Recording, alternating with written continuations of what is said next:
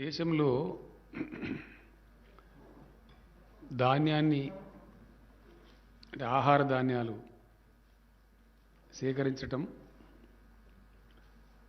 సేకరించినటువంటి ధాన్యాన్ని ప్రజా పంపిణీ వ్యవస్థ ద్వారా పేదలకు అందించటం, అట్లాగే దేశ ఆహార భద్రత కోసం బఫర్ స్టాక్స్ నిల్వ చేయటం,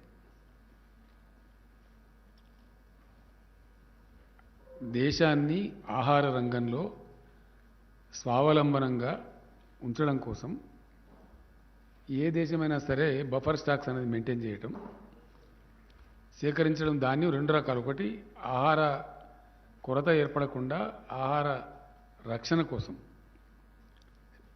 ఫుడ్ సెక్యూరిటీ కోసం బఫర్ స్టాక్స్ మెయింటైన్ చేయడం, ప్లస్ ప్రజా పంపిణీ వ్యవస్థకు ఆహార ధాన్యాలు అందించి నిరుపేదలకు అందించడం. ఇది ఫుడ్ సెక్యూరిటీ యాక్ట్ కింద రాజ్యాంగబద్ధంగా కేంద్రం మీద ఉన్నటువంటి బాధ్యత.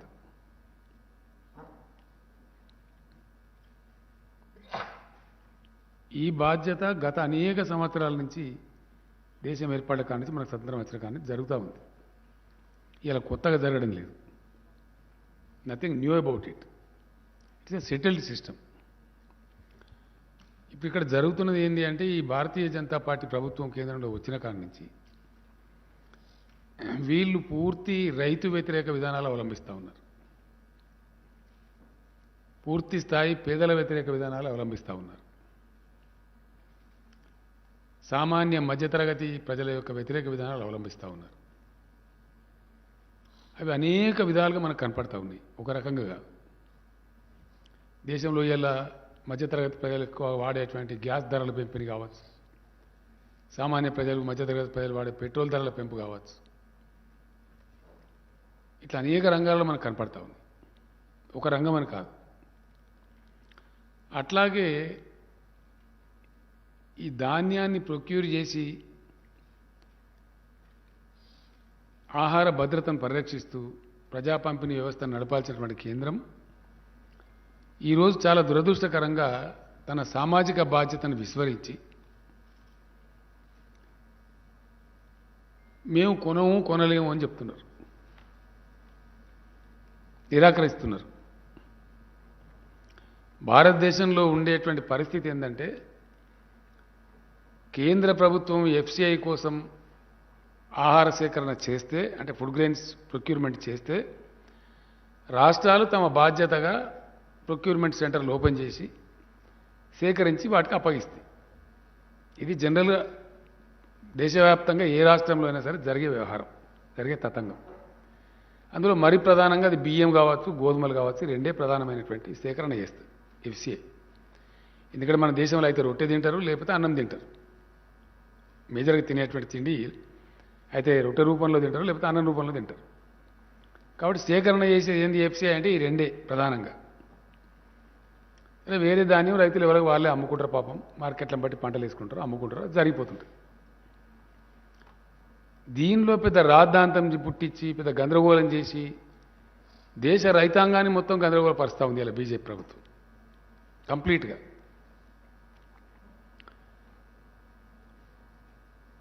ఇంత చిన్న విషయం ఎందుకంటే, ఇప్పుడు సపోజ్ ఫర్ ఎగ్జాంపుల్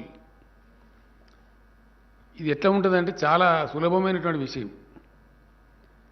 లక్షల కోట్ల రూపాయల బడ్జెట్ కలిగి ఉండి 140 కోట్ల మందికి ప్రాతినిధ్యం వహించేటువంటి కేంద్ర ప్రభుత్వం ఒక చిల్లర కొట్టు సావుకారులాగా మాట్లాడకూడదు, కిరాణా షాప్ లాగా మాట్లాడకూడదు. అది కేంద్ర ప్రభుత్వానికి ఔన్నత్యం కాదు. ఎట్లా అంటే, ప్రతి విషయంలో నువ్వు లాభ నష్టాలు బేరీజ్ వేసుకొని మాట్లాడతావా? అప్పుడు నువ్వు ప్రభుత్వం ఎట్లయితే నాకు అర్థం కాదు. ప్రభుత్వంగా సమాజం పట్ల we have a social responsibility.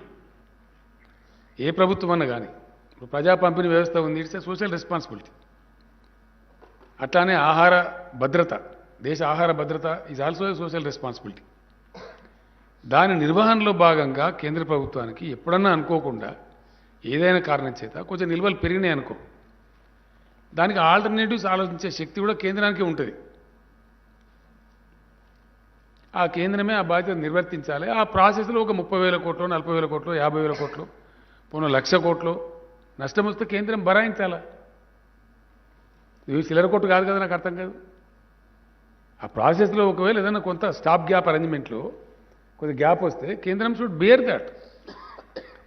ఆ బాధ్యత నుంచి తప్పుకుంటూ, ఆ సామాజిక బాధ్యత నుంచి తప్పుకుంటూ మీరు నేపాల్ని చాలా దిక్కుమాలినతనంగా, చాలా ఘోరంగా, ఘోరాతి ఘోరంగా రాష్ట్రాల మీద నెట్టేసేటువంటి ఒక దరిద్రం కొట్టు ప్రయత్నం జరుగుతూ ఉంది. ఇంత నీచమైనటువంటి కేంద్ర ప్రభుత్వాన్ని ఇదివరకైతే మేము చూడలేదు, భవిష్యత్తులో చూస్తామని కూడా అనుకోవట్లేదు. ఇంత దిగజారినటువంటి కేంద్రాన్ని ఒక అన్ని నోరు తెరిస్తే పచ్చి అబద్ధాలు, నోరు తెరిస్తే అంత డుల్ముల్ రాజకీయం, గందరగోళ పరుషుడు, ఏది స్ట్రేట్గా చెప్పకపోవడు. ఇదేం తరహా రాజకీయం అండి, నాకు అర్థం కాదు. ఇదేం పద్ధతి? ఇది ప్రజలను, రైతులను కన్ఫ్యూజ్ చేయడమా లేకపోతే ఏంది?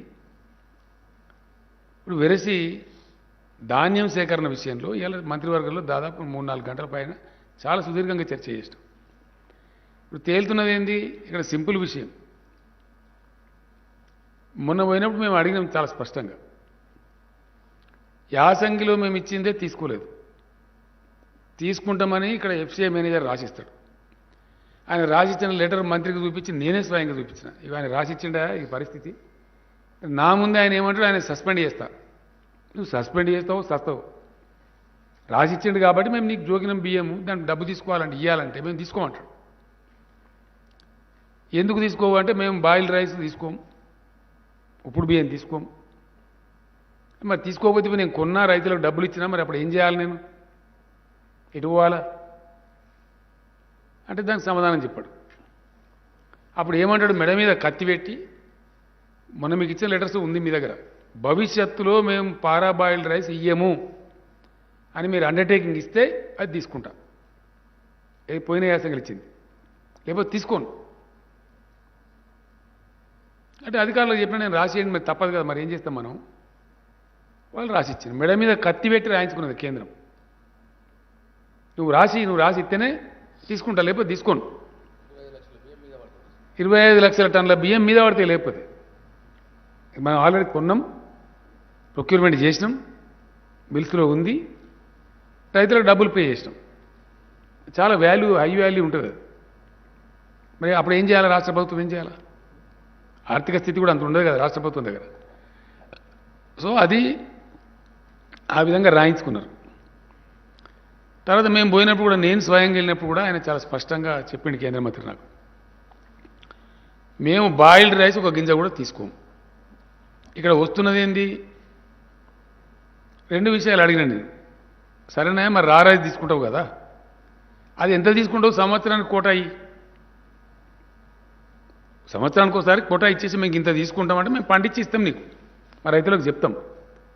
అది మేము చెప్పాం. తర్వాత వర్షాకాలం నువ్వు 40 లక్షలకు ఇచ్చినవు. 40 లక్షలు కాదు, మా దగ్గర 62 లక్షల ఎకరాలు సాగు చేసినాం, ఎక్కువ వస్తుంది. కనీసం 90 లక్షలను నువ్వు తీసుకోవాలంటే దాన్ని ఎన్హాన్స్ చేయమంటే దాన్ని ఎన్హాన్స్ చెయ్యం. నేను పోయినా, నాతో పాటు మినిస్టర్లు వచ్చిండ్రు, ఆఫీసర్లు వచ్చిండ్రు, ఎంపీలు వచ్చిండ్రు, దానికి కూడా మేము సమాధానం చెప్పాం. ఈ విధంగా అటు వర్షాకాలం దానికే టార్గెట్ దిక్కులేదు. మళ్ళీ యాసంగిలో ఏంటంటే డెఫినెట్గా తెలంగాణ పంట పండుతుందంటే అది నూక ఎక్కువైతుంది. తెలంగాణలో ఉండే వాతావరణ పరిస్థితులను బట్టి కోతలు వచ్చేది మార్చి లాస్ట్ వీక్ తర్వాతనే వస్తాయి కాబట్టి ఖచ్చితంగా 35 డిగ్రీలు ఎండ దాటి ఉంటుంది. 35 డిగ్రీలు దాటితే నూక ఎక్కువైతుంది. దానిలో ఉన్న బ్రహ్మ పదార్థం ఏం లేదు, వీళ్ళు ఆడుతున్న లంగనాటకం ఇలా బయట పడాలి. ఏమున్న దానిలో? యాసంగిలో తెలంగాణలో వడ్లు పండితే నూక శాతం ఎక్కువ వస్తుంది. అంటే మామూలుగా వర్షాకాలంలో వండే బియ్యమేమో 67 కిలోలు వస్తుంది. అదే యాసంగిలో వండే వాటికి 67 కిలోలు రాదు, 35 కిలోలే వస్తుంది. ఆ నష్టం ఎవరు భరించాలా? రైతు భరించలేడు పాపం. ఆయన పెట్టుబడి పెడతాడు, పండిస్తాడు, తెస్తాడు. మిల్లర్ అంటాడు, సార్ నేను అట్లా పండితే నా మిల్లు అమ్ముకోవాలి, నేనేం చేయాలి? మిల్లర్ అంటాడు. మరి ఎవరు భరించాలా? దానికోసంగా ఏం చేసాను అంటే బాయిల్డ్ చేసి అమ్మితే కరెక్ట్గా వస్తుంది, నూక కాదు అని బాయిల్ చేసి అమ్మటం అనేది మొదలుపెట్టారు. అప్పటి నుంచే పారాబాయిల్ రైస్ మిల్స్ వచ్చినాయి. ఎఫ్సీఐ వాళ్ళే చెప్పి ఎఫ్సీఐ వాళ్ళే చేయించారు. ఎంకరేజ్ చేసిండ్రు ఈ టెక్నాలజీ వాడండి బాయిల్ రైస్ పెట్టండి అని చెప్తే మిల్లర్స్ పెట్టుకున్నారు, పాపం వాళ్ళు చేస్తున్నారు, జరుగుతుంది. లాస్ట్ ఇయర్ దాకా తీసుకుంటామని చెప్పి సతాయించారు, మళ్ళీ భవిష్యత్తులో ఏమైనా రాపించుకున్నారు, ఇవన్నీ చేసిండ్రు, అది జరిగిపోయింది. ఇప్పుడు సడన్గా ఒక గింజ కూడా ఒక కిలో కూడా మేము బాయిల్ రైస్ తీసుకోము,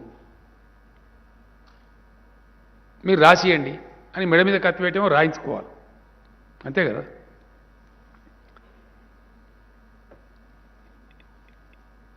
ఇప్పుడు ఏం చేయాలి మరి రైతులు, ఏం జరగాలి ఇప్పుడు? మేము అనేక రకాలుగా అనేక సమస్యలు ఎదుర్కొని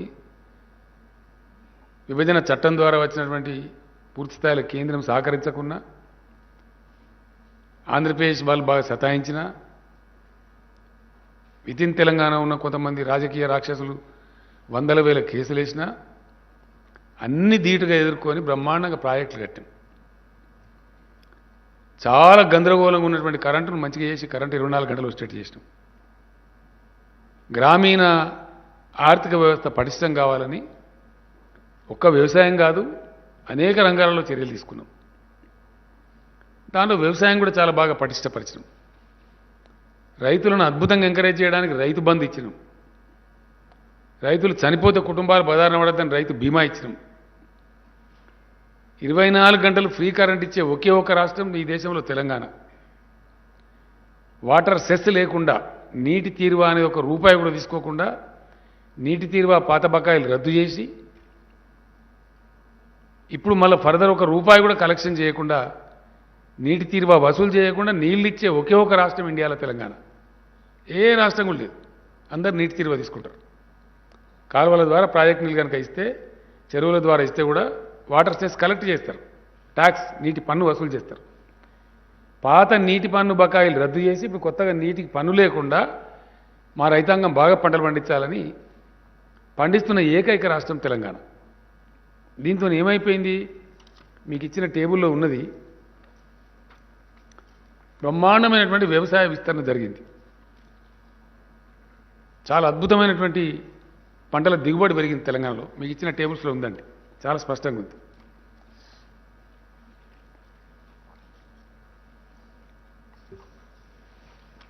మేము గతానికి ఇప్పటికి కంపారిజన్ కూడా ఇచ్చాం మీకు. గత 10 ఏళ్లలో తెలంగాణ రాకముందున్న 10 ఏళ్లలో అప్పుడున్న కాంగ్రెస్ గవర్నమెంట్లో ఎంత యావరేజ్ ఉంది, paddy area in lakh acres average. అప్పుడు ఆ 10 ఏళ్లలో యావరేజ్ 49.27 లక్షలు ఉంటే ఇప్పుడు 7 ఏళ్లలోనే 104.23 లక్షల ఎకరాలు సాగైతా ఉంది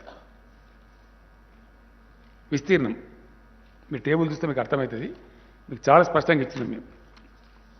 ఈ టేబుల్, రెండవ టేబుల్లో ప్యాడీ ప్రొక్యూర్మెంట్ అంటే ధాన్యం సేకరణ 2004 నుంచి 2013-14 దాకా అంటే తెలంగాణ వచ్చేదాకా ఇంకో టేబుల్లో ఉంది మీకు ఇచ్చిన దానిలో. ఆ 10 సంవత్సరాలలో యావరేజ్ పర్ యానం ఎంత ధాన్యం సేకరించారు వరి ధాన్యం అంటే 10.09 lakhs, 10 లక్షల టన్నులు సేకరించారు సంవత్సరానికి. ఇవాళ తెలంగాణ వచ్చిన తర్వాత 7 ఏళ్లలో, 10 ఏళ్ళు కాలే, మాది ఇంకా 3 ఏళ్ళు కావాలి, 7 సంవత్సరాలలో తెలంగాణ సేకరించే యావరేజ్ ధాన్యం 69.38 లక్షలు. ఇది నా లెక్క కాదండి, ఇది మొత్తం గవర్నమెంట్ స్టాటిస్టిక్స్. ఈ 10 ఏళ్ల లెక్క కూడా వ్యవసాయ శాఖ స్టాటిస్టిక్సే. మీరు ఎవరిని అడిగినా ఇస్తారు. ఇది డిపార్ట్మెంట్ లెక్క, ఇది కాకి లెక్క కాదు. FCI దగ్గర ఉంటుంది, గవర్నమెంట్ ఆఫ్ ఇండియా దగ్గర ఉంటుంది, గవర్నమెంట్ తెలంగాణ దగ్గర ఉంటుంది. యావరేజ్ 2004-05 నుంచి 13-14 దాకా 10 ఏళ్లలో 10.09 lakhs ఉంటే ఈ 7 ఏళ్లలో యావరేజ్ ధాన్యం సేకరణ వచ్చి 69.3 లక్షలు.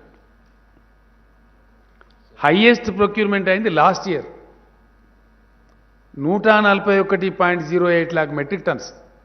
అది కూడా ఇచ్చినాం మీకు ఇక్కడ. 1,41 lakh మెట్రిక్ టన్స్ ధాన్యం సేకరించారు. ఇది ఎట్లా సాధ్యమైంది ఇది అంటే, మొదటి సంవత్సరం చూడండి 15లో కరువు ఉన్నది, కరెంట్ బాగా లేదు, అప్పటికి ఇంకా బాగా గాలే. 14-15 మీరు చూడండి, చూస్తే మీకు ఇచ్చిన టేబుల్లో మేమేమి వేరే చెప్పలేదు, జరిగిన యాక్చువల్ ఫిగర్స్ ఇవి. కారణం ఏంటంటే మేము కొత్తగా వచ్చిన గవర్నమెంట్కి అప్పుడప్పుడే సర్దుబాటు చేస్తున్నాం. మీ టేబుల్ చూస్తే మీకు క్లియర్గా అర్థమవుతుంది. ఈ చివరికి వచ్చేటప్పటికి ఎట్లెట్లా కరెంటు మంచిగా అవ్వకుండా వచ్చిందో, ఎట్లెట్లా ప్రాజెక్టులు కంప్లీట్ అయినాయో, ఎట్లెట్లా మిషన్ కాకతీయ కంప్లీట్ అయిందో, పవర్ స్టెబిలైజ్ అయ్యి బోర్లలో అండర్ గ్రౌండ్ వాటర్ పెరిగిందో అట్లా క్రాప్ పెరుగుతూ వచ్చింది. అటు చెరువుల ద్వారా కావచ్చు, బోర్ల ద్వారా కావచ్చు, ప్రాజెక్టుల ద్వారా, కాలువల ద్వారా కావచ్చు, క్రమంగా పెరుగుతూ వచ్చి లాస్ట్ ఇయర్కి వచ్చేటప్పటికి భయంకరంగా పెరిగింది. ఒక 140 అంటే 1,41,00,000 టన్నులు ఉత్పత్తి చేసింది తెలంగాణ. ఇది మీకు జీర్ణం కాక, మీకు అర్థం కాక, మీకు తెలివితేటలు లేక, మీకు నిర్వహణ సామర్థ్యం లేక అన్ని అరాకిరి మాటలు మాట్లాడుకుంటూ చాలా దిక్కుమాలిన మాటలు మాట్లాడుతూ ఉన్నారు. చాలా తప్పు అది. అందుకే ఇలా మేము పార్లమెంట్లో నిలదీస్తూ ఉన్నాం, లోక్సభలో అలా సమాధానం లేదు. టీఆర్ఎస్ పార్లమెంట్ సభ్యులు ప్లకార్డులు పట్టుకొని నిలదీస్తూ ఉన్నారు ఢిల్లీలో. దాని మీద జవాబు లేదు. మేము అడిగితే కూడా బాయిల్డ్ రైస్ కొనం. మరి తెలంగాణలో వచ్చేదే బాయిల్డ్ రైస్. బాయిల్ చేయకపోతే వచ్చేది ఓన్లీ 50%. బాయిల్ చేయనప్పుడు వచ్చేది ఎంత? 50% రా రైస్ అంటే. కానీ ఉల్టా పల్టా మాట్లాడి మేము బియ్యం కొనమన్నామా అని కేంద్ర మంత్రి కిషన్ రెడ్డి మాట్లాడతారు. బ్యాడ్ లక్ ఏంటంటే, దురదృష్టం ఏంటంటే, చాలా దుర్మార్గమైనటువంటి పద్ధతి ఇది. చాలా అంటే చాలా దుర్మార్గమైన పద్ధతి. ఒక రాష్ట్రానికి కేంద్రంలో ఒక మంత్రి ఉన్నాడంటే రాష్ట్ర ప్రజలు సంతోషపడతారు. అరే అట్టెట్లా కొనారు బై, కొనాలి, మా రాష్ట్రంలో గట్లనే పండుతుందా, మా యాసంగిలు ఇప్పుడు మాకు బాయిల్ రైస్ అవుతుంది, తీసుకోవాలి అని చెప్తే సిపాయి కిషన్ రెడ్డి, ఎట్లనే చేసి నేను కొనిపిస్తా అని చెప్తే సిపాయి కిషన్ రెడ్డి, అంతే కదా. కొనము అని చెప్పి రెండా కేంద్ర మంత్రి కావన్నా తెలంగాణకు? నాకు అర్థం కాదు. శాతగాని దద్దమ్మ. I'm very sorry. ఏం మాట్లాడుతున్నాడు అతను? ఒక ఉన్మాదిలాగా మాట్లాడుతున్నాడు. I blame definitely. నీ దమ్ముంటే నువ్వు ఏ ప్రభుత్వంలో మంత్రి ఉన్నావో కొనిపి బాయిల్ రైస్ తెలంగాణ నుంచి వస్తుంది. బాయిల్ రైసే వస్తుందండి, 35 degrees టెంపరేచర్లో పడుతుంది మా పంట, కొనండి అని చెప్పు. అది శాత కాదు నీకు. ఏం దిక్కుమాలిన పాలసీ మీది? మీ చేతగాంతనాన్ని మంది మీద రుద్దుతారా? మీది రైతు హంతక ప్రభుత్వం. దిక్కుమాలిన చట్టాలు తెచ్చి మీ ప్రధానమంత్రి క్షమాపణ చెప్పిండి ఇలా రైతుల మొత్తం భారతదేశ రైతాంగానికి. ఎందుకు చెప్పిన క్షమాపణ నాకు అర్థం కాదు. 750 మంది రైతులను పొట్టన పెట్టుకున్న హంతకుల పార్టీ మీది. మీకు మాట్లాడతారా మీరు? మీది రైతు రాబందు పార్టీ. వాస్తవం కాదా? 750 మంది చచ్చిపోలేదా? 13 నెలలు పాపం వాళ్ళు కరోనాలో, ఎండలో, వానలో, చలిలో ఆడ చస్తే వాళ్ళని ఆందోళన జీవులని అవమానపరిచి, ఇష్టం వచ్చిన నోటికొచ్చిన కారు కూతలు తిట్టి, కొట్టి చంపమని హర్యానా ముఖ్యమంత్రి చెప్పి, కార్లు ఎక్కించి తొక్కించి చంపి, చివరికి క్షమాపణ చెప్పింది మీరు. మళ్ళీ సిగ్గు లేకుండా మాట్లాడుతుండే ఇలా. మేము రైతు బంధువులం, మేము చేయలే. నాశనం అయిపోయినటువంటి చెరువులన్నీ బాగా చేయలే, కనబడతలేవా? దా, ఏ ఊరికి వస్తావు? ప్రాజెక్టు మేము కట్టలే, కనబడతలేవా? ఇలా స్టెబిలైజ్ కాలేదు ఆయకట్టు. ఆన్గోయింగ్ ప్రాజెక్టులను మేము కంప్లీట్ చేయలే. ఎవరు కంప్లీట్ చేసినారు? ఎల్లంపల్లి ప్రాజెక్ట్ ఎవరు కంప్లీట్ చేశారు? మిడ్ మానేర్ ప్రాజెక్ట్ ఎవరు కంప్లీట్ చేసినారు? నెట్టెంపాడు, కల్వకుర్తి, భీమా, కోయిల్ సాగర్ ఎవరు కంప్లీట్ చేసినారు? దశాబ్దాల తరబడి పెండింగ్ ఉన్నాయి. దేవాదుల ప్రాజెక్ట్ ఎవరు కంప్లీట్ చేసినారు? ఇవన్నీ కాకుండా అడ్డగోలుగా మాట్లాడతాము, రాజకీయాలు చిల్లర రాజకీయాలు మాట్లాడతామని చిల్లర లూజ్ మాటలు. ఇంకా ఎంత చీప్గా అంటే ఇది మరీ దరిద్రం. పెట్రోల్ డీజిల్ రేట్లు పెంచింది ఎవరండి దేశంలో? నరేంద్ర మోడీ ప్రభుత్వం కాదా? ఈ కిషన్ రెడ్డి మంత్రి ఉన్న ప్రభుత్వం కాదా? అప్పుడు క్రూడాయిల్ ధర ఎంత, ఇవాళ క్రూడాయిల్ ధర ఎంత? క్రూడాయిల్ ధర తగ్గినాక కూడా మీరు అబద్ధాలు చెప్పి మోసం చేసి దేశాన్ని డీజిల్ ధర పెంచుతారు. పెంచిన తదుపరి రాష్ట్రం వేడ తగ్గిస్తారని ధర్నా చేస్తారు. మరి సిగ్గుందా మీకు? ఇజ్జతమానం ఏమైనా ఉందా? ఇంత అమాయకుల ప్రజలు గొర్రెలా? నువ్వు పెంచాలా, మేమేమో తగ్గి అన్నా? ఇది నీతా? ఇది కేంద్రాన్ని పరిపాలించే, దేశాన్ని పరిపాలించే ఒక ప్రభుత్వం చేసేటువంటి గొప్పతనమా ఇది? ఇదేం దందా అండి నాకు అర్థం కాదు. డెఫినెట్గా వీళ్ళు ముంచేటోళ్ళు తప్ప మంచి చేసేటోళ్ళు కాదు, తేలిపోయింది. ఇప్పుడు రైతుల వ్యతిరేక పార్టీ 100%. కిషన్ రెడ్డి మాట్లాడతారు రైతులతో మోడీ ఉన్నాడు, రైతులతో మోడీ ఉంటే కొనుమని, బాయిల్ రైస్ కొనుమని. నువ్వంత గొప్పడో అయితే అట్లా కొనరా, కొనిపిస్తాం కేంద్రంతో మాట్లాడిస్తామని చెప్పు. నేను పండితే 75 లక్షల ఎకరాల వరి మేము రెడీగా ఉన్నామా వేయడానికి. నువ్వు కొంటాడు మేము వద్దంటున్నామా? ఎవరు మోసం చేస్తావు నువ్వు? రైతులు బండియాలి, వాళ్ళ కొంపలు ఆరిపోవాలి, గందరగోళం చెలరేగన్న ఇక్కడ తెలంగాణలో మళ్ళీ రైతుల ఆత్మహత్యలు పునరావృతం కావన్నా?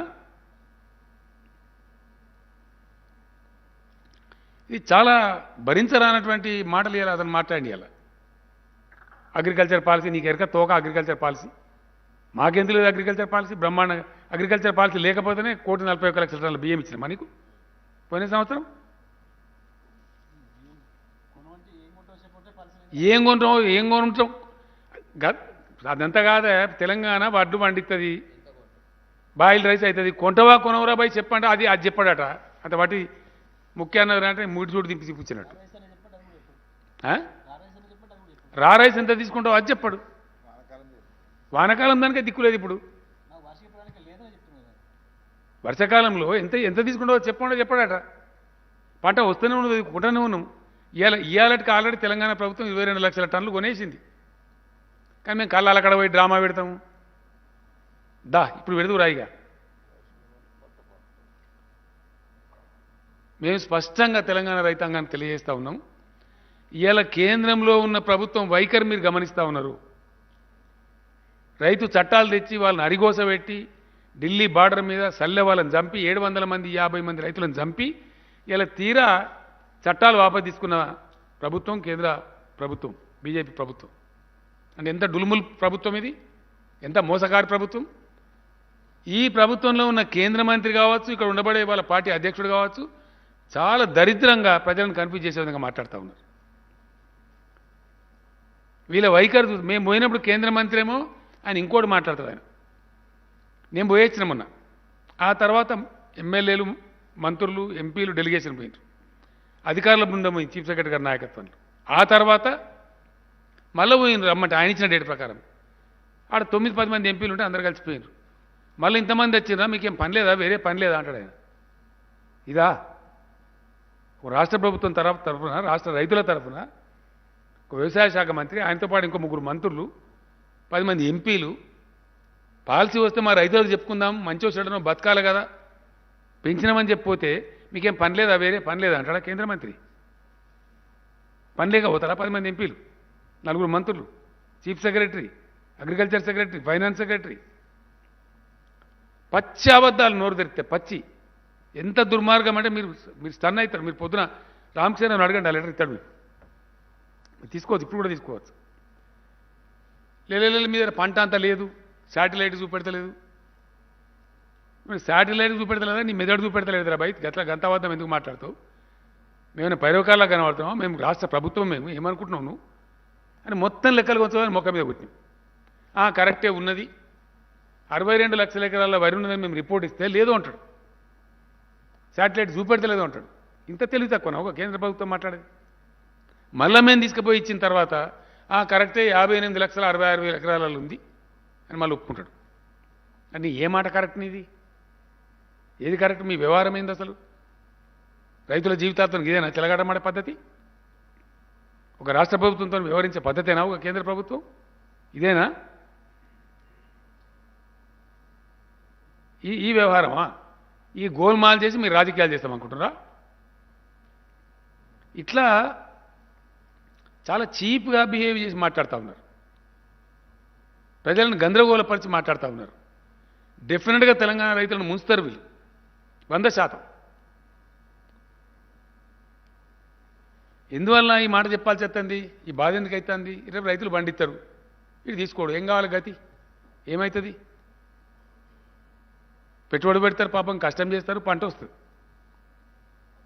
నేను మొన్ననే చెప్పిన, యాసంగి కూడా మళ్ళీ రైతు బంధు ఇస్తాం, మీరు బేఫికర్ ఉండని చెప్పిన రైతులకు. మేము అన్ని ఇస్తున్నాం, కరెంట్ ఇస్తున్నాం, నీళ్ళు ఇస్తున్నాం, పెట్టుబడి ఇస్తున్నాం, మంచి విత్తనాలు అందిస్తున్నాం. నాసిరకం విత్తనాలు ఇస్తున్నాడు ఈ కిషన్ రెడ్డి చెప్తాడు ఈ ముఖానికి. నాసిరకం విత్తనాలా? ఈ ఇండియా మొత్తంలో కల్తీ విత్తనాల మీద పీడీ యాక్ట్ తెచ్చిన ఒకే ఒక government Telangana government. No other state in India. ఇప్పుడు ఈ సీజన్లో కూడా అరెస్ట్ చేసినాం, దాదాపు 78 మందిని పీడీ యాక్ట్ పెట్టినాం. ఆ పీడీ యాక్ట్ పాస్ చేయమంటే 7 నెలలు వీళ్ళు కింద పెట్టుకొని కూర్చున్నారు ఢిల్లీలో. మళ్ళీ నేను పోయి తిరిగి అప్పుడు ఆయన రవిశంకర్ ప్రసాద్ అని ఉండే ఆయన సంజాయించి ఇది అవసరం ఉందా, రైతులు ఆత్మహత్య చేసుకున్నట్టు అవుతుంది, చచ్చిపోయినట్టు అవుతుంది, పంట పెడతారు పాపం నమ్మి యాళ్ళ ఖాతాగాయది, హతాశలు అయిపోతారు రైతులు అని చెప్పి సంజాయించి కేంద్ర లా మంత్రికి, ఈ మంత్రికి, ఆ మంత్రికి చెప్పి అప్పుడు పాస్ అయింది చట్టం. మీ బీజేపీ పాలించిన దానికంటే 1 కోటి రెట్లు ప్రతి రంగంలో మంచుకున్నాం మేము ఇవాళ. 1 కోటి రెట్లు, 1-2 రెట్లు కాదు. ఈ విధంగా మీ ఆహార దాని బాధ్యత తీసుకోరు, ఆహార భద్రత విషయం బాధ్యత తీసుకోరు, పంటలు పండితే రైతుల సంక్షేమం పట్టించుకోరు, ఎంత తీసుకుంటారు అది చెప్పరు, ఇంకా ఉల్టా మీదే మాట్లాడతారా మీదికెళ్ళి. నేను ఇలా సీదా ఒకటే పాయింట్, ఎందుకు వచ్చినండి ఈ ఇంత ప్రాబ్లం ఎందుకు వస్తుంది అసలు? తెలంగాణ ఎక్కువ ధాన్యం పండిస్తుంది కాబట్టి, దేశంలోనే హైయెస్ట్ పండిస్తుంది కాబట్టి కండు మండి ఈ చిల్లర బాధ. కేంద్రాన్ని ఒప్పించే తెలివి లేక, దమ్ము లేక, మా రైతులు పండిస్తాను కాబట్టి కొనుమని చెప్పేటువంటి నోరు లేక, అక్కడ మిమ్మల్ని వాడు పడుచుకోరు కూడా, మిమ్మల్ని ఈనాతీనంగా చూస్తారు వీళ్ళని దేగ కూడా దేకుతాడు వెళ్ళాడు. అది లేక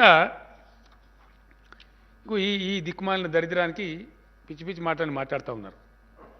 మళ్ళీ ఇంకా ఎంత గొప్పదనం అండి వీళ్ళది ప్రభుత్వాన్ని, నరేంద్ర మోడీ గారి ప్రభుత్వాన్ని.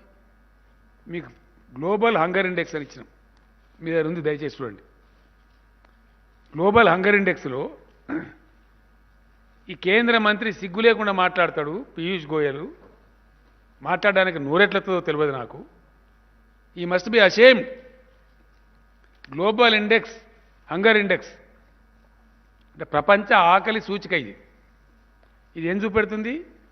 116 దేశాలను సర్వే చేస్తే ఇండియా స్థానం 101.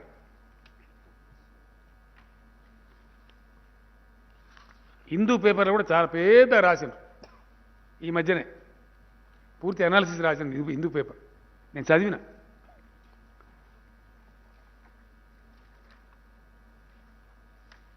ఇక్కడ ఇంకా దరిద్రం ఏంటంటే, మీకు ఏమైనా సిగ్గుంటే ఇప్పటికైనా కళ్ళు తెరవండి కిషన్ రెడ్డి గారు, పీయూష్ గోయల్ గారు అని చెప్తా ఉన్నాను నేను. సిగ్గు లజ్జ ఏమని ఉంటే, గ్లోబల్ హంగర్ ఇండెక్స్లో మన స్థానం 101. ఇలా పాకిస్తాన్ స్థానం ఎంత ఉందా?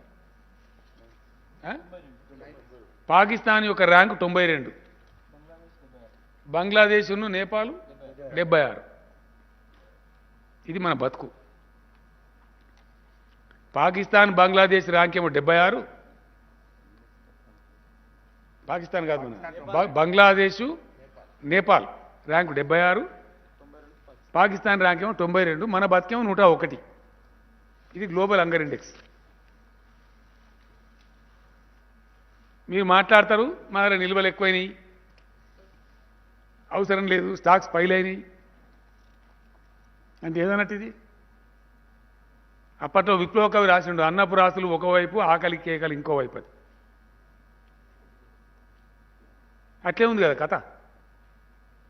నీకు సామాజిక బాధ్యత ఉంటే ధాన్యం తీసుకొని పెంచు, ఆకలిని బిడ్డలకు మంచు, ఫ్రీ రైస్ డిస్ట్రిబ్యూట్ చేయి, అక్కడనేమో అవాయిడ్ చేస్తావు. గ్లోబల్ హంగర్ ఇండెక్స్ వాస్తవమా కాదా? ఇది ప్రతి సంవత్సరం వస్తుందా రాదా? అన్ని దేశాలకు వస్తుందా రాదా? ఇంకా సిగ్గుపోయే స్థానం ఏంటంటే, ఈ ఘనత వహించిన కిషన్ రెడ్డి బాగా మాట్లాడియాలి. వీళ్ళ ఘనత వహించిన పరిపాలనలో మీకు లాస్ట్ పేజీలో ఉంది ఇండెక్స్.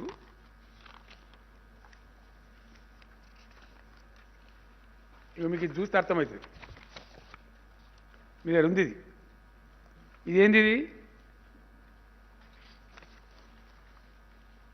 ఇండియా స్థానం 96 ఉంటే 2016లో ఇవాళ 101 దిగజారింది మీ ఘనత వహించిన పరిపాలనలో. ఈ టేబుల్ క్లియర్ చూపెడుతుంది మీకు.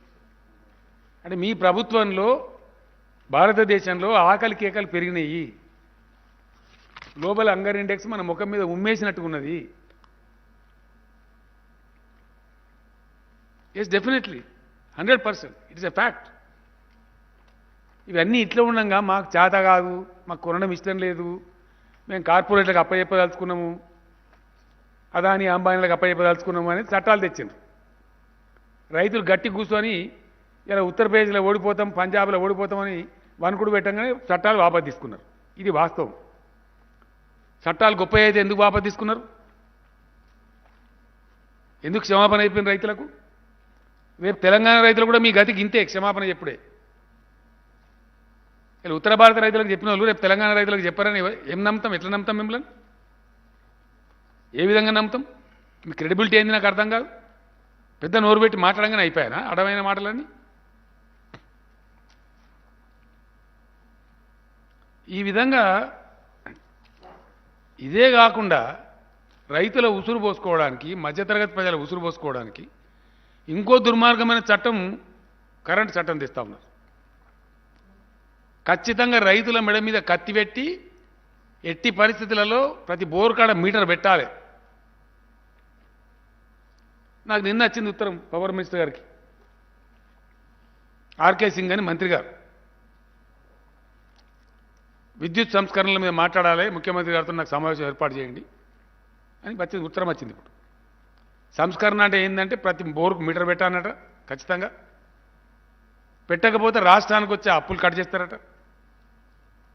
రాష్ట్రం మీద కత్తి పెట్టి రాష్ట్రాల హక్కులు అధికారాలు హరించి మొత్తం పవర్ మీద పెత్తనం అంతా కేంద్రం తీసుకుంటుందట, కరెంటు మీద. రేపు ఏమంటుంది కేంద్రం తీసుకొని? అన్ని రాష్ట్రాలకు సమానంగా ఇస్తాం, మీకు 24 గంటలు ఇయ్యం, మీరు కూడా 16 గంటలే వాడుకోవాలి. ఇదేనా పవర్ రిఫార్మ్స్ అంటే? ఇవేనా? ఏం జరగబోద్దు అన్నట్టు రేపు? మేము కష్టపడి కింద పడి మీద పడి దాన్ని మంచిగా చేసుకొని, చెడిపోయిన దాన్ని నాశనమైన దాన్ని మంచిగా చేసుకొని ఇలా శుభ్రమైన కరెంటు 24 గంటలు ఇచ్చుకుంటున్నాం. దాన్ని కూడా నాశనం చేస్తారట. దాని మీద సమాధానం ఏంది? What is power reform? రైతులను నాశనం, బోర్కాడ మీటర్ పెట్టి ముక్కు విండి వసూలు చేయమని చెప్తలేరా మీరు? రైతులు నాశనంగా ఉన్నాయి, దేశంలో ఉండద్దా? వ్యవసాయం పంటలు పండద్దా? అరే మీరు ఏపోనరా, మీరు పరిపాలించకాడ ఏకుండ్రి, వేరే పార్టీలు పరిపాలించకాడ మేము ఇచ్చుకుంటామంటున్నాం, నీకేం అబ్జెక్షన్? పవర్ రిఫార్మ్స్ పేరు మీద మా మెడ మీద కత్తి పెట్టుడేంది? వై?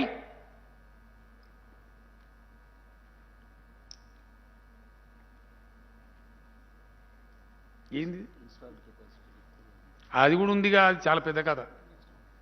నెక్స్ట్ దానిలో చెప్దాం. మస్తూనే అని బయట పెట్టేటి ఆడిట్స్ పెడతాం వీళ్ళని.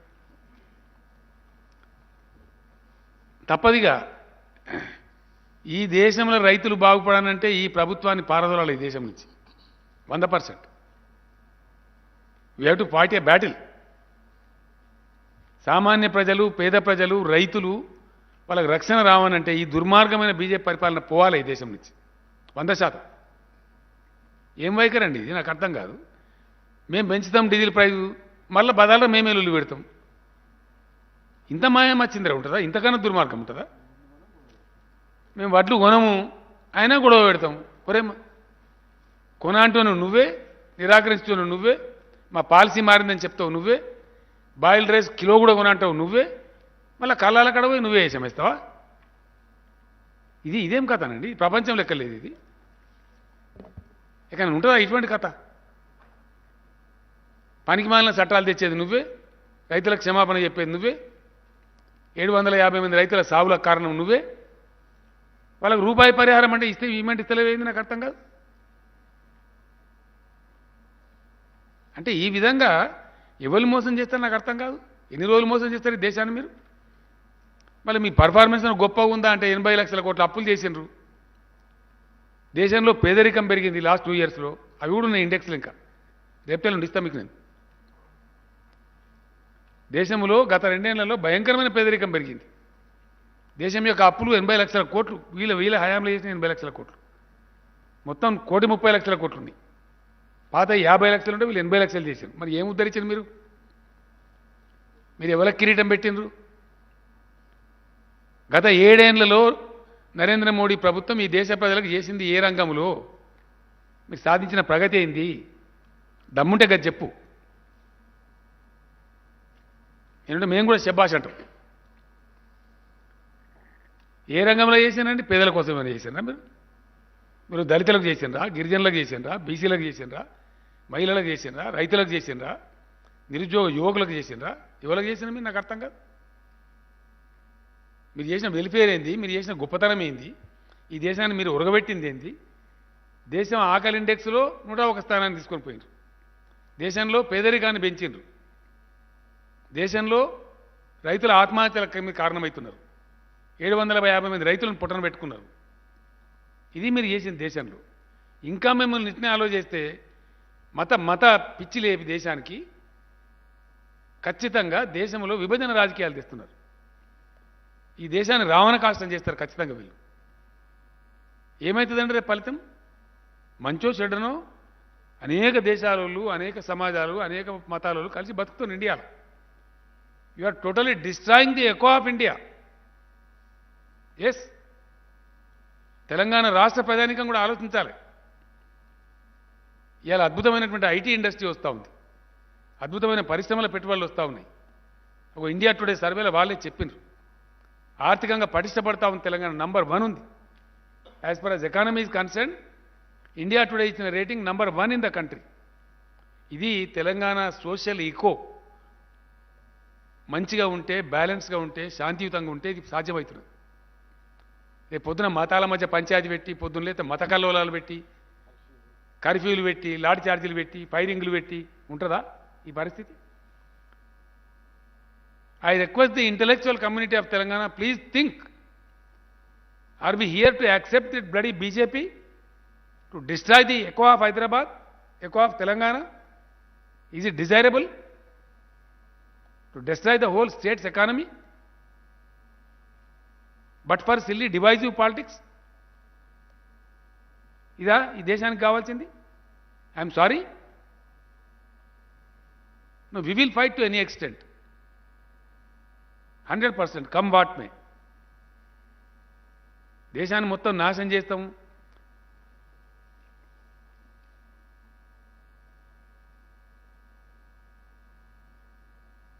ఈ పద్ధతి కాదు. వీళ్ళని నమ్మి సర్వనాశనం అయిపోతాం.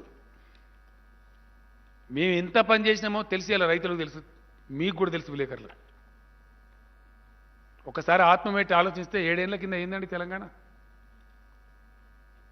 7 ఏళ్ల కింద 3 ఎకరాల రైతు పరిస్థితి ఏంది, ఇవాళ 3 ఎకరాల రైతు పరిస్థితి ఏంది?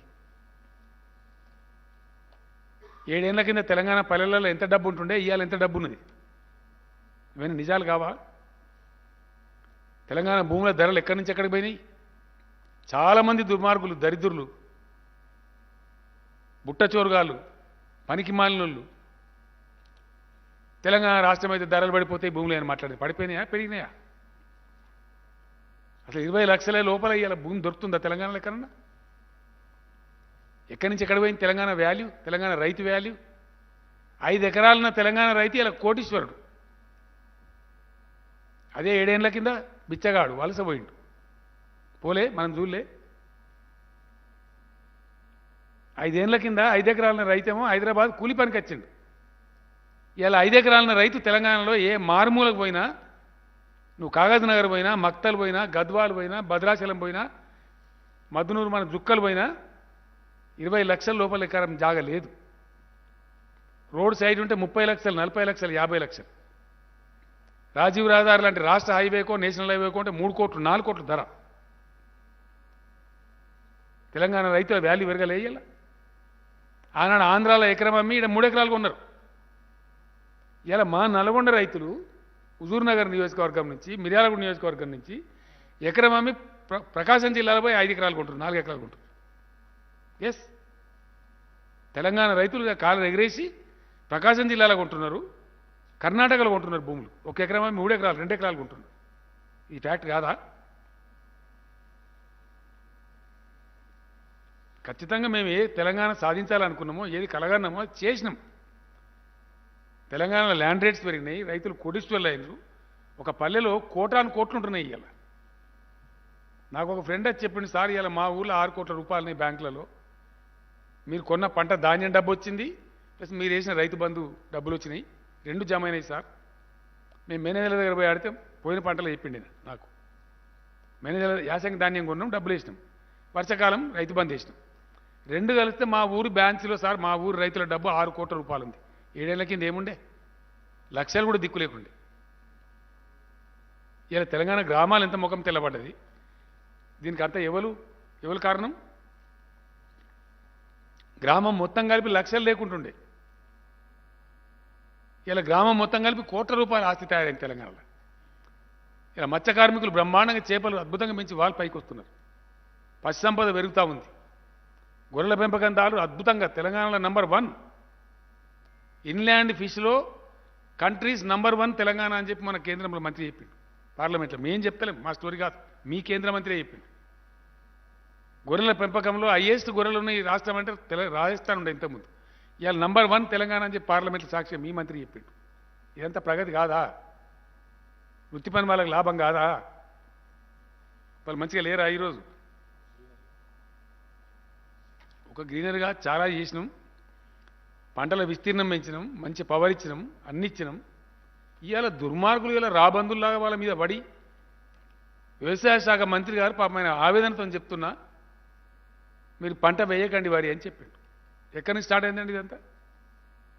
ఒక పనికి మాలినటువంటి అవగాహన లేనటువంటి వ్యక్తి మీ రాష్ట్ర పార్టీ అధ్యక్షుడు వచ్చి మీరు వరేయ్యి మెడలు వంచి కొనిపిస్తాం, తొడలు వంచి కొనిపిస్తాం అని మాట్లాడి, దాని మీద మేము కేంద్ర మంత్రి అడిగితే మావాడు బేవకూఫు తప్పు చెప్పిండని చెప్పిండు, అవగాహన రాయిచెంతం చెప్పిండని చెప్పిండు. నాకే చెప్పిండు డైరెక్ట్. నేను కోపానికి వచ్చినా మా అట్లా మాట్లాడినవా, నన్ను కన్సల్ట్ చేయకుండా ఎట్లా మాట్లాడినావు? నాకే మీకు కూడా చెప్పిండు, మన మంత్రులు పోయినాడు చెప్పి, నేను పోయినాడు కూడా చెప్పిండు. మా వాళ్ళు అవగాహన రాయిచెంతం, మా కిషన్ రెడ్డి కేంద్ర మంత్రి కూడా అవగాహన రాయిచెంతం మాట్లాడి అని చెప్పిండు. ఎస్ అని ఇట్లా మనిషికో మాట చెప్తారా మీరు? ఇంత డోకా చేసుకోండి, ఇవన్నీ మర్యాద పాటిస్తామండి. ఒక లెక్కల మర్యాద ఉంటే, నీకు మర్యాద ఉంటే, మోసం చేసేది నువ్వు, ద్రోహం చేసేది నువ్వు, రైతులను ముంచేది నువ్వు, ఉల్టా మా మీద బదనామా? ఇదేం కథ? నాకు అర్థం కాదు. ఇదెక్కడ కథ? ఈ బురిడిగాళ్ళను వీళ్ళని నమ్ముకుంటే మనం శంకరగిరి మాన్యాలు పడతాం. ఇవాళ మేము 4 గంటలు క్యాబినెట్లో కంప్లీట్గా చర్చ చేసిన తర్వాత కిషన్ రెడ్డి కూడా చెప్తున్నా కదా, ఉప్పుడు బియ్యం కొనం, బాయిల్డ్ రైస్ కొనం. మరి యాసంగిలో బస్తే పండే చేస్తే వచ్చేదే బాయిల్డ్ రైస్, వేరే రైస్ రానే రాదు. రైస్ రాదు. ఎంత వస్తుంది? 35 కిలోలే వస్తుంది. క్వింటాల్ బట్లకు 35 కిలోలే వస్తుంది. నష్టపోతాం అనవసరంగా.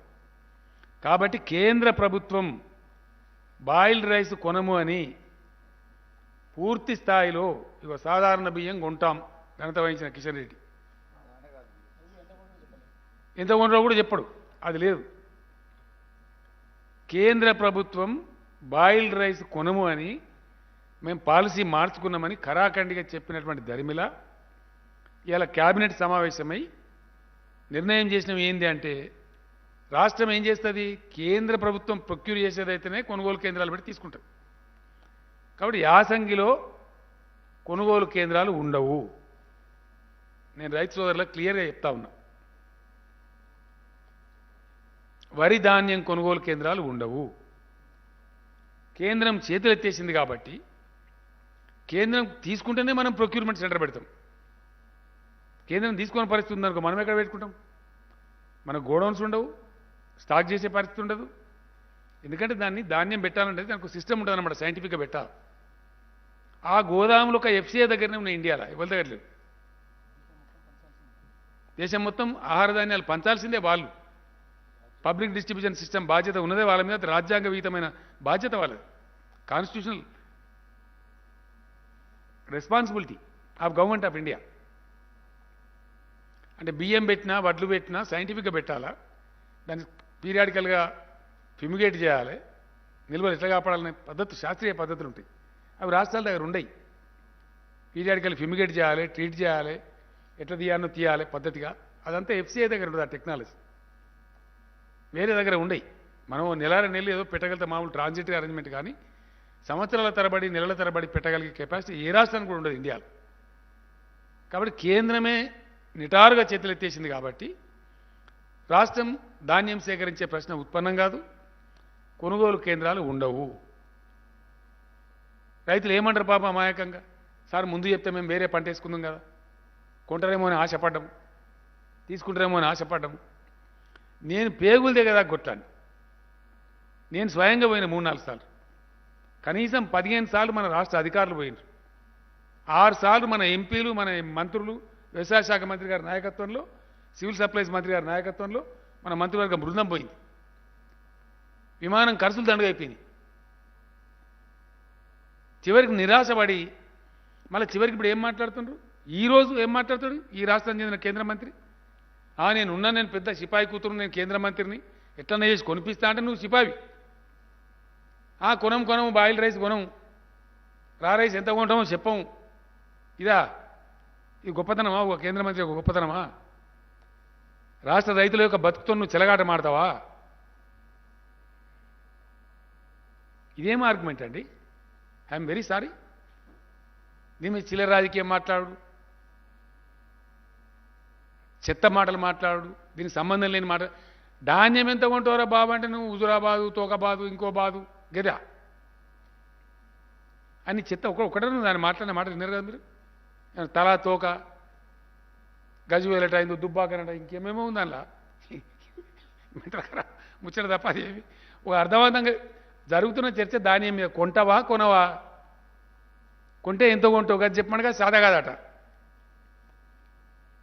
నీ ఆహార మంత్రిత్వ శాఖ అడగరాదా? నీ ప్రధానమంత్రిని అడగరాదా? అడుగు. మేము చెప్తున్నాం రైతు బంధుకి ఇంత ఇస్తామని ఇస్తున్నాం, బాధప్ప. కరెంట్ 24 గంటలు ఇస్తామన్నాం, ఇస్తున్నాము. కేంద్రం తీసుకున్నాడు కొంటమని చెప్పినాం, కొన్నాము. కొన్న పైసలు వితిన్ 3 days 4 days బ్యాంకులో వేస్తామన్నాం, వేసినాం. ఇప్పటికి 10,000 కోట్లు నష్టపోయింది రాష్ట్రం. కరోనా టైంలో మక్కలు కొంటే, జొన్నలు కొంటే, జుక్కల్ నియోజకవర్గం, నారాయణఖేడ్ నియోజకవర్గం, నిజామాబాద్లో కొన్ని ప్రాంతాలు వేస్తే విధిలేక కొంటే 10,000 కోట్ల పైకి ఇయ్యాల క్యాబినెట్ లెక్క తెచ్చాడు ఫైనాన్స్ సెక్రటరీ. ధాన్యం కొనుగోలు వల్ల, రైతుల నుంచి కొనుగోలు వల్ల చేసిన ధాన్యం వల్ల ఎక్కువ ధరకు కొనాలి, తక్కువ ధరకు అమ్మాలి. కొనేది అమ్ముడు కూడా పోవు జొన్నలు. ఇంకా దానికో దిక్కుమాలిన తెలివి ఆ వాట్సాప్ యూనివర్సిటీ ఉంటుందా, దానంత పచ్చావతాలు ఇంకోటి ఉండదు బీజేపీ. ఇంత దిక్కుమాలిన దరిద్రం కూడా ప్రచారం అంటే రైతులు పండించేది బాయిల్డ్ కాదు కదని అండి. రైతులు పండించేది బాయిల్డ్ కాకపోతే ఏం పండిస్తారు? నీ మెదడు బాయిల్ చేయాలన్నా? రైతులట బాయిల్ పండారట, బాయిల్డ్ అట మిల్లర్లకు సంబంధించిందట. రైతు లేని మిల్లర్ ఉంటాడా? మిల్లర్ లేని రైతు ఉంటాడా? రైతు పండించిన ధాన్యం బియ్యం కాకపోతే అమ్ముడు పోతాయా? అసలు నువ్వు ఎఫ్సిఐ తీసుకుంటావా? ఆ బాయిల్డ్ రైస్ పెట్టించిందే ఎఫ్సిఐ, రైస్ మిల్లర్లను ప్రోత్సహించి. మేమంటే మిల్లర్లకు అనుకూలంగా ఉన్నమాట. ఇంత దిక్కుమాలిన, ఇంత దరిద్రం కూడా ప్రచారం అనండి. నాకు అర్థం కాదు. ఇంత బ్యాంకరప్టా, ఇంత దివాలా కోర, ఇదేం రాజకీయం? ఇదెక్కడ దిక్కుమాలిన దరిద్రం కూడా రాజకీయం అండి? ధైర్యంగా సాహసంగా మాట్లాడతాం, ఏదైనా ఉంటే అయితే అవుతుందని చెప్తాం. కాకపోతే ఇప్పుడు నేను చెప్తున్నాను ధైర్యంగా, ఎస్, తెలంగాణ బిడ్డగా తెలంగాణ తెచ్చి మీ ఆస్తుల విలువ కోటాను కోట్ల రూపాయలు పెంచి మీకు రైతు బంధు ఇస్తాను, రైతు బంధు ఇచ్చి మేము చెప్తామండి, బాగా చెప్తా. మీకు మంచినీళ్ళు చెప్పితే ఓట్లు అడగా అని చెప్పిన నేను. మంచినీళ్ళు ఇచ్చి చూపించినవి. ఇలా ఇండియాలో ఒకటే రాష్ట్రం ప్రతి ఇంటికి నల్ల నీళ్ళు ఇచ్చేది. ఇదే జానారెడ్డి గారు మాట్లాడండి అసెంబ్లీలో నాకు ఎదురుగా నిలబడి, 24 గంటల కరెంట్ కనుక నువ్వు ఇచ్చినట్టయితే నీ గులాబీ కండువ కప్పుకొని తిరుగుతాను. ఆయన కండువ కప్పుకోలేదు, వేరే విషయం. కానీ మేము చూపించినాం, ఇచ్చినాం 24 గంటలు. మేము అన్ని టార్గెట్లు సాధించినాం, చెప్పిన ప్రతి ఒక్కటి చేసినాం. మేము మోసం చేయలే, మీలాగా అబద్ధాలు చెప్పలే. ఆ కర్మ మాకు లేదు. ఇలా ఈ చేతగాని దద్దమ్మ కేంద్ర ప్రభుత్వం, సామాజిక బాధ్యతను విస్మరిస్తున్న కేంద్ర ప్రభుత్వం, సామాజిక బాధ్యత నుంచి తప్పించుకొని పారిపోతున్న కేంద్ర ప్రభుత్వం ఉంది కాబట్టి, వాళ్ళ పాలసీలు మార్చుకొని రైతు వ్యతిరేక విధానంలో పోతుంది కాబట్టి మేము బియ్యం కొనుగోలు చేయలేము, వడ్లు కొనుగోలు చేయలేము అని చెప్తున్నాం రైతులకు. మాకు ధైర్యం ఉంది. ఎందుకు? మేము కోరేది మా రైతు నష్టపోవద్దు, పంట వండించి ఆగం కావద్దు. మేము కష్టపడి సాదుకున్నాము, కష్టపడి ఇష్టపడి మంచిగా చేసుకున్నాము. ఇలా మన భూముల విలువలు పెంచుకున్నాము. మన గ్రామాలు కొంచెం తెల్లముఖమై కలకల్లాడుతున్నాయి. మళ్ళీ మిమ్మల్ని దిక్కుమాలిన కేంద్రం మిమ్మల్ని దరిద్రంలోకి నెట్టాలని చూస్తూ ఉంది. కాబట్టి ఈ దిక్కుమాలిన దరిద్ర రాజకీయ బేహార్ల పాలన పడకండి. ఎట్టి పరిస్థితుల్లో కొనుగోలు కేంద్రాలు ఉండవు. యాసంగి పంటకు కొనుగోలు కేంద్రాలు ఉండవు. ఇప్పుడు వర్షాకాలం పంట కేంద్రం హామీ ఇస్తలేదు, 40 లక్షలు దాటలేదు, అయినా కొంటాం. ఎంతైనా కానీ ఇప్పుడు ఎంత వచ్చినా కొంటాం.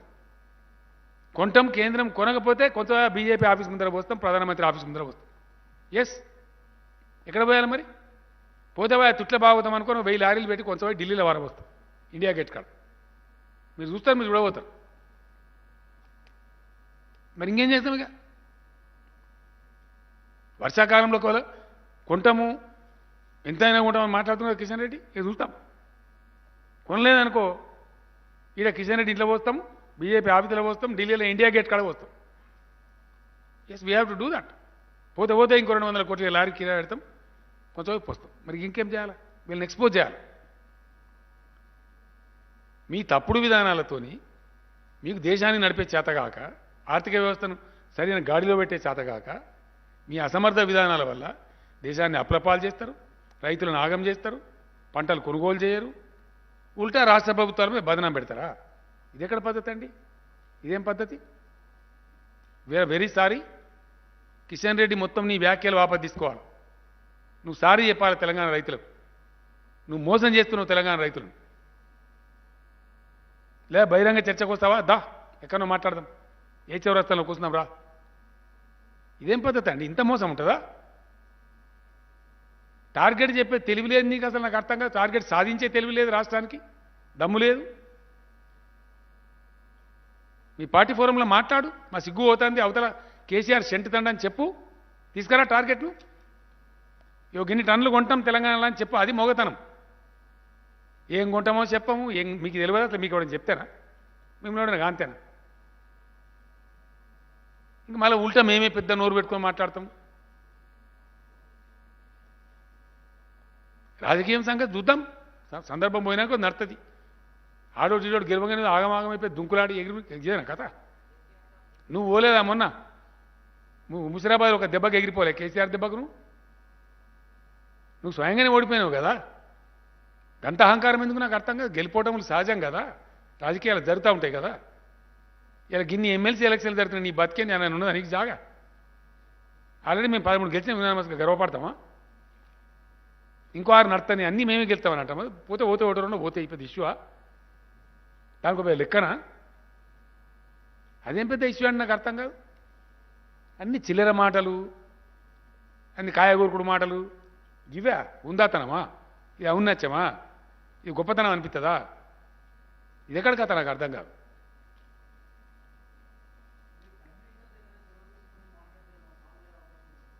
ఏం ప్రైమ్ మినిస్టర్ అంటే ప్రైమ్ మినిస్టర్ చెప్పలేదు అనుకుంటారా మీరు?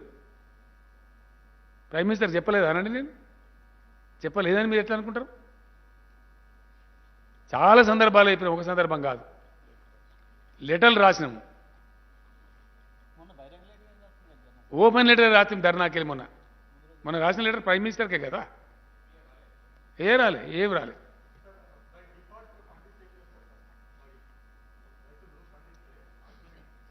రాజీవ్ దగ్గర ఇట్లా పోయమని చెప్తాం, ఏముంటుంది? ప్రభుత్వం కొనదు, కొనుగోలు చేయజాలదు. ఎందుకంటే కొనుగోలు కేంద్రాలే ఉండవు. అప్పుడు రైతులు ఆలోచించుకోవాలి, మళ్ళీ బై డిఫాల్ట్ ఎందుకు అండి అని. నువ్వు కూడా నాకు అర్థం కాదు. ఒక్కలండి.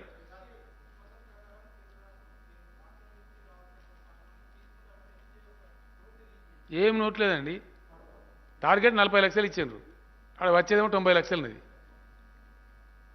అదేమో నోటు దిక్కుమాలే నోటు ఎవరికి కావాలా? యాసంగి దానికి అసలు లేనే లేదు. యాసంగి దానికి వాళ్ళకి థ్యాంక్స్, వాళ్ళు క్లియర్గా చెప్తున్నారు. బాయిల్ రైస్ కొనమని. పండేదే బాయిల్ రైస్ తెలంగాణలో. వేరే రైస్ కూడా పండితే నాకు అర్థం కాదు. డ్రామా కంపెనీ ఎందుకు?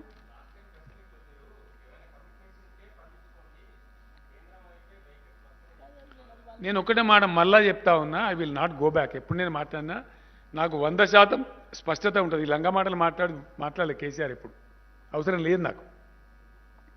ఈరోజు కూడా నేను చెప్తా ఉన్నా, ప్రభుత్వ కొనుగోలు కేంద్రాలు ఉండవు. కేంద్రం చేతులు ఎత్తేసింది కాబట్టి, కేంద్రం మేము తీసుకోము, పాలసీ మార్చుకున్నామని చెప్తుంది కాబట్టి ప్రభుత్వ కొనుగోలు కేంద్రాలు ఉండవు. రైతులు తమంతట తాము వేసుకొని మా తిండి కోసం వేసుకోవచ్చు. విత్తన కంపెనీలు ఉంటాయి, వాళ్ళు వేసుకోవచ్చు. లేదా ఎవడో వ్యాపారతో మాట్లాడుకున్నాం వేసుకోవచ్చు. అది ప్రభుత్వానికి సంబంధం లేదు. వితౌట్ గవర్నమెంట్ బయట జరిగిపోతుంది. ఇప్పుడు ఫర్ ఎగ్జాంపుల్ మీరు మంచి క్వశ్చన్ అడిగారు. రైతు బంధు ఇస్తాం, మా చేతుల గలది, నీళ్ళు ఇస్తాం, కరెంట్ 24 గంటలు ఇస్తాం, ఫ్రీగా ఫుల్ పవర్ ఇస్తాం, మీకు ఇబ్బంది రాక అవన్నీ కేసీఆర్ చేతుల రాష్ట్ర ప్రభుత్వం చేతుల ఏమున్నాయో అవన్నీ కడుపు నిండా ఇస్తాం. వాళ్ళ చేతుల ఉండి కూడా తప్పించుకునే కేంద్రంకు ఏం శిక్ష విధించాలో మీరు ఆలోచించుకోండి. 2 ఇలా హుజూర్ నగర్ మిర్యాల కూడా ప్రాంతం ఉంది. నిన్న నేను సైదిరెడ్డి ఎమ్మెల్యే గారికి మాట్లాడాను. 85% కొనుగోలు అయిపోయినాయి సార్ అని చెప్పి. ఎవరు కొన్నారా? మొత్తం గవర్నమెంట్తో కొనిచ్చినా? లేదు సార్, మేము ఒక గింజ కూడా గవర్నమెంట్కి అమ్మము, మాకు మిల్లర్స్తో టైప్ ఉంది, మళ్ళీ మా వాళ్ళు అమ్మిండ్రు, నాటు కూడా స్టార్ట్ చేసింది సార్ అని చెప్పాడు. ఎక్కడ? హుజూర్ నగర్ ప్రాంతంలో, హుజూర్ నగర్ నియోజకవర్గంలో.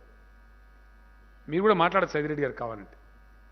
ఏంది అంటే మాది 1750 కాడ కొంటున్నారు సార్, ఆరబెట్టకుండా పచ్చోట్లే కొంటారు మిల్లర్సు. మా మిల్లర్సు అక్కడ మా రైతులంతా మొదటి నుంచి టైప్ ఉన్నారు.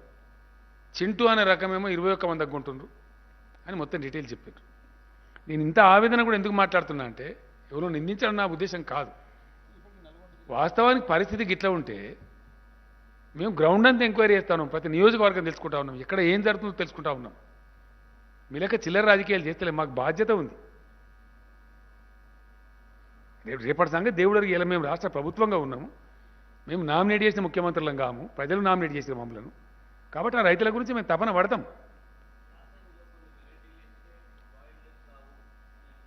నేనేమంటున్నా అంటే బాయిల్డ్ రైసే అవుతుంది, బాయిల్డ్ రైసే వస్తుంది అనేది మిల్లర్స్ కానీ మొత్తం వ్యాపారులు కానీ ఇంకోళ్ళు కానీ చెప్పిన విషయం. మన రైతు సైంటిస్టులు కానీ, ఎందుకంటే 35 degrees దానిలో 2 విషయాలమ్మా. ఫిబ్రవరి 20 లోపల ఈంతేనేమో తాళవుతుంది, పొల్లవుతుంది, చలి, ఫ్రోజన్ కండిషన్లో ఈనకూడదు వరి. ఈనుడని మనం అంటాము, దాన్ని ఫ్లవరింగ్ స్టేజ్ అని సైన్స్లో అంటారు. If the flowering stage comes in the frozen winter, అది ధాన్యం గింజ పాలు పోసుకోవాలంటే దానికి అవసరమైన టెంపరేచర్ ఉండాలి. అంటే ఫిబ్రవరి 20 నుంచి 25 తర్వాతనే ఈనాలి వరి, అదే గింజ పడుతుంది. ఆ కోతకి ఏమవుతుంది, ఈనిన తర్వాత మినిమం నెల 10 పూటలు ఉండవలసి వస్తుంది. అంటే మార్చి లాస్ట్ వీక్ దాటుతుంది. 100% అప్పటికి 35 degrees దాటిపోతుంది. 35 degrees దాటిందంటే 100% నూకైతుంది. ఏ వెరైటీ అయినా కానీ, సన్న లేదు, దొడ్డు లేదు, ఏ వెరైటీ వేసిన ఈరోజు నా అగ్రో క్లైమేటిక్ కండిషన్లో ఈరోజు మన దగ్గర అందుబాటులో ఉన్న విత్తనాలలో ఏ రకమైన వరి వేసినా తెలంగాణలో డెఫినెట్గా 50% రైసే వస్తుంది. వర్షాకాలంలో వచ్చే 67 కిలోలు రావు, 35 కిలోలే వస్తాయి. ఇది రైతులందరికీ తెలిసే విషయం. బాయిల్డ్ రైస్ బీల్డ్ రైస్ కాదు, నూక ఎక్కువ అవుతుంది. నూక కావద్దు అంటే బాయిల్ చేస్తారు. ఆ బాయిల్ చేసే టెక్నాలజీ పెట్టించింది కూడా FCI.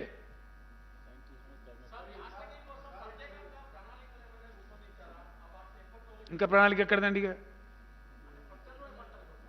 అదే ఆటోమేటిక్, అది రైతుల ఇష్టం కదా, దానికి ఎక్కడ పోవాలా?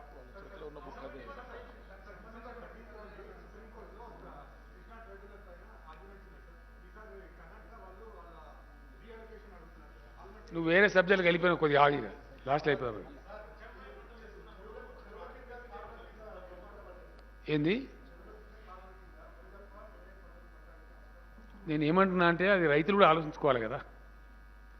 మొత్తం రాష్ట్ర ప్రభుత్వమే ఒరిగి పడతామన్నట్టుగా మాట్లాడితే ఎట్లా? మీరు కూడా బ్రాడ్గా పెద్ద ఎత్తున కొనాల్సినటువంటి కేంద్రం మొత్తం చేతులు ఎత్తేసింది కాబట్టి, మొండి వాయికర అవలంబిస్తుంది కాబట్టి, అన్కేర్డ్గా పోతుంది. ఇన్నిసార్లు పోయి చెప్తే మమ్మల్ని బిచ్చగాల కింద ట్రీట్ చేస్తుంది కాబట్టి, ఇక వేరే ఏం పని లేదా అని మాట్లాడుతుంది కాబట్టి, పార్లమెంట్ సభ్యులను రాష్ట్ర మంత్రులను పట్టుకొని మళ్ళీ ఇంతమంది వచ్చిందేమో మీకేం పని లేదా అని మాట్లాడుతుంది కాబట్టి నిరాశ చెంది మేము ఈ మాట చెప్తున్నాం.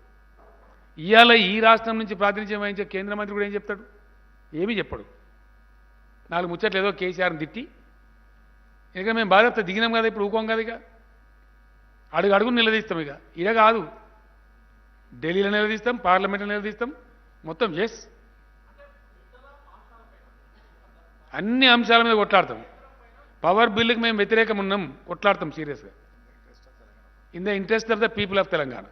అట్లనే ఉత్తరప్రదేశ్లో దళితాన్ని బిల్లు తెచ్చినప్పుడు ఎలక్షన్లు అని చెప్పి మా ఎస్సీ రిజర్వేషన్ వర్గీకరణది పెట్టి చాలా సంవత్సరాలు దాటిపోతూ ఉంది. ఆడ కింద పెట్టుకొని కూర్చున్నారు.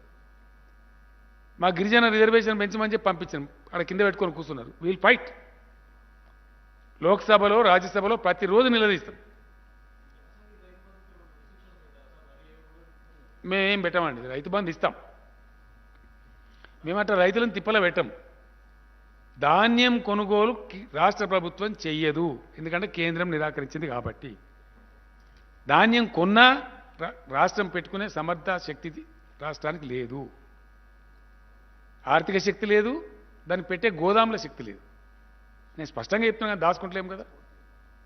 ఎక్స్పోర్ట్ చేసే అధికారం మనకు లేదు, మళ్ళీ కేంద్రం పర్మిషన్ ఇవ్వాలి. ఇవన్నీ ఉన్నాయి. కాబట్టి కేంద్ర ప్రభుత్వం కొనుగోలు నిరాకరించింది కాబట్టి రాష్ట్ర ప్రభుత్వం కొనుగోలు కేంద్రాలు ఉండవు. వేయదలుచుకున్న వాళ్ళు వాళ్ళ రిస్కు, వాళ్ళు తినడానికి కానీ వాళ్ళ విత్తన కంపెనీకి కానీ వ్యాపారులతో ఒప్పందం కానీ ఉంటే వేసుకోవచ్చు, అది వాళ్ళ రిస్క్. కానీ ప్రభుత్వ పాత్ర ఉండదు. ఆటోమేటిక్గా అమ్ముడు పోతేమో వాళ్ళు అమ్ముకోవాలి. అది ఇండియాలో ఏ రాష్ట్రంలో కల్పిస్తారన్నారా? చూపిస్తావా? కొత్త విధానం మళ్ళా బీజేపీ వాళ్ళని అడుగుని వాళ్ళు సేకరిస్తారేమో. బీజేపీ పాలిత రాష్ట్రాలను అడుగుని, ఆ కేంద్ర మంత్రిని అడుగుండి, ఏమైనా గ్యారంటీ ఇస్తాడేమో. ఇప్పుడు బియ్యం కొనమని అన్నావు కదా, మరి వేరే పంటలు ఎత్తాడు కొంటవా అని అడుగు. పెద్ద ప్రభుత్వం కదా, కేంద్ర ప్రభుత్వం అంతే పెద్దది కదా.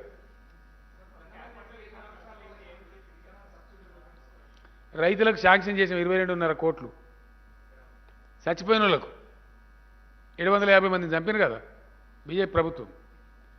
వాళ్ళకి ఇచ్చే 3 లక్షల చొప్పున ఇచ్చే 22.5 కోట్లను క్యాబినెట్ మంజూరు చేసింది. ఇవ్వాలి.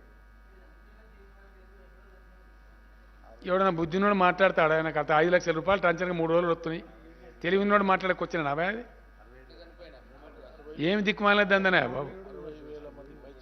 60,000 మంది రైతులకు ఆల్రెడీ కొన్ని కోటాను వేల కోట్ల రూపాయలు వచ్చేసినాయి. ఆల్రెడీ 3,000 కోట్ల పైచీలకు వచ్చినాయి. ఎంటైర్ వరల్డ్లో లేదు. సిగ్గుపడాలి ఇట్లా మాట్లాడే పిసగాడి కొడుకులు ఉంటే వాడు సిగ్గుపడాలి. పిసగాడి కొడుకే అంటున్నాను నేను, తలకాయలేనోడని. ఈ మస్ట్ బి ఎన్ ఈడియట్.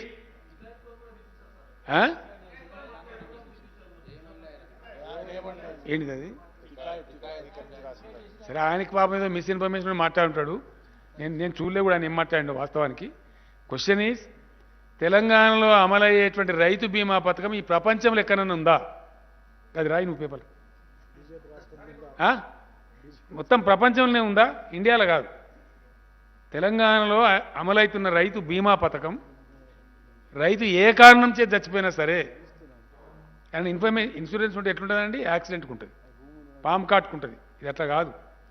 సహజ మరణం సంభవించినా సరే 5 లక్షల రూపాయలు వారం లోపల వాళ్ళ ఖాతాలో పడుతున్నాయి. ఇది తెలంగాణ రైతులకు తెలిసి. ఇది ఎవరో కొక్కిరాయి గారు మాట్లాడితే మేము దాన్ని కేర్ చేయం.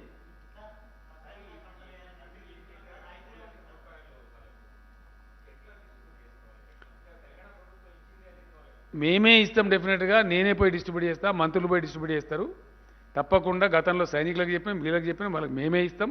ఎవరికి అనుమానం అవసరం లేదు. రెండో పాయింట్, ఇలా శాంక్షన్ చేసినాం, వాళ్ళకి అందజేస్తాం.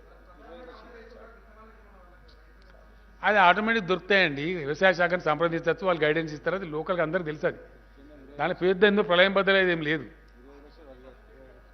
ఇంకోటి, మేము కేంద్ర ప్రభుత్వానికి మనం డిమాండ్ పెట్టినాం ధర్నాలో. మేము 3 లక్షలు ఇచ్చినాం, మీరు 25 లక్షలు ఇవ్వండి రైతు కుటుంబాలకు. Be continue to demand the government of India. దాని మీద మాట్లాడు, దాని మీద జవాబు చెప్పు ఫస్ట్. అట్లే కనీస మద్దతు ధర చట్టం కూడా ఇదే సెషన్లో తేవాలి. Thank you.